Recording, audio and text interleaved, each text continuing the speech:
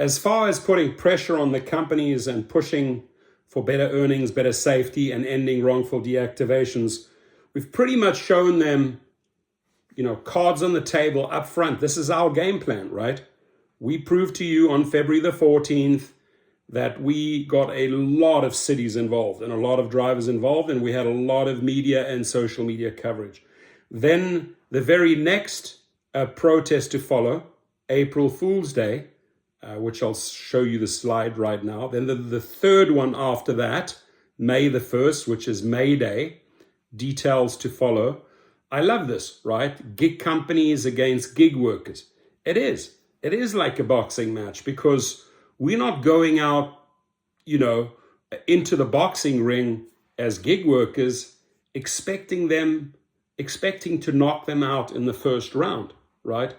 Any boxer going in with that mentality is going to set himself up for disappointment, right?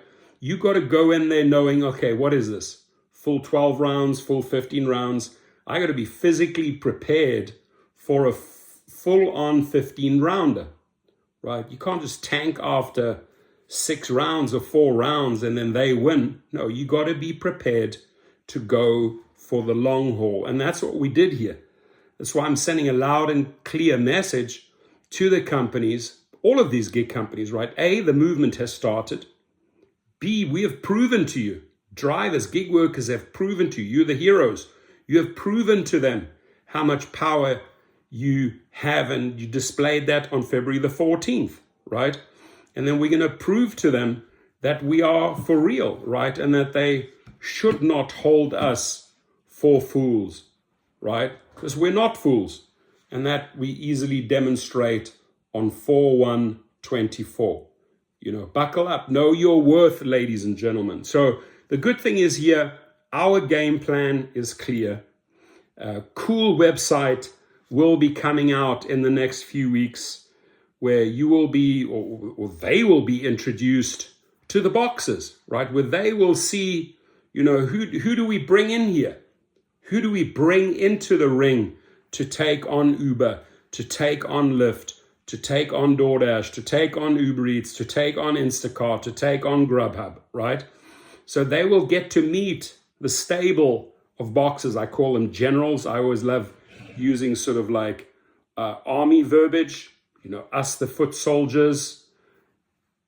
Generals will step in the ring, announce, we know who the participants are in the right corner. They will meet the left corner and they will see our game plan. But knowing, I want you to know David Risher, and I want you to know Derek Koshashawi and Tony Zhu and all of these CEOs, we are training for 15 rounds, right? You haven't delivered a one-punch knockout, right? You haven't. You've gone in and you've set up yourself for these fights. Why?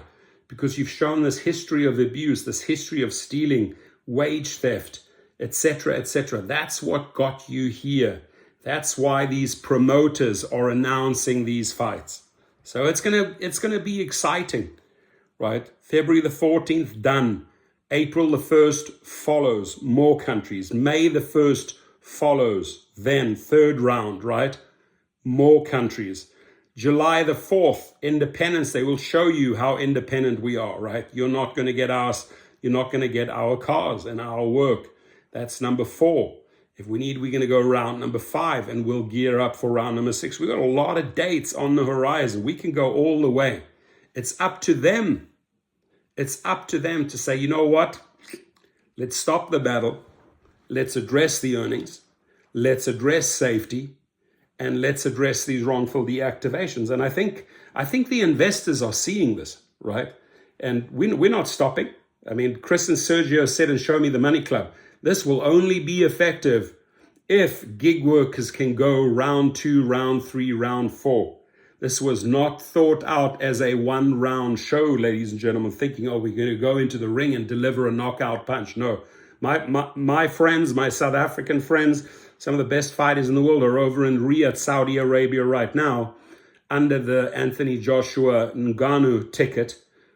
Check him out. Kevin Lerena is going to be a big spokesman many of the top boxers worldwide coming out of South Africa actually going to be spokesmen for us, fighting, showing their gloves, right, as part of our campaign, part of rallying around South African drivers, which is another country, by the way, right, because they have drivers in Cape Town, Johannesburg.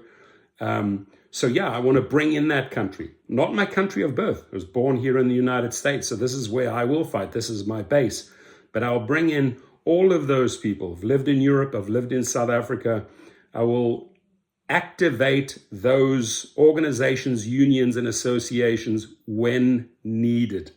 So it's all about timing. And again, I'm excited to introduce. So we've got the gig companies here, the gig workers. I think I got it switched around in my presentation, but we know who the gig companies are: Uber, Lyft, DoorDash, etc.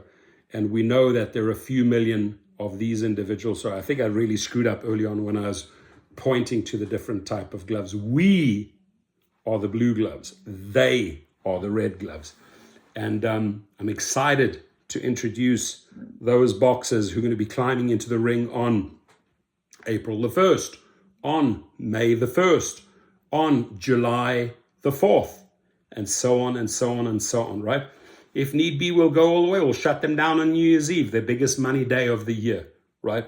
We can easily shut down all apps on December the 31st. Easy one. So how far do they want to go? How much and how many rounds do they want to go with us? That only they can decide. We have the willpower. We have the stamina. We have the people. We have the numbers. We have the coaches. We have the gloves. Let's rumble, my friends. Have a good one. Your comments, please.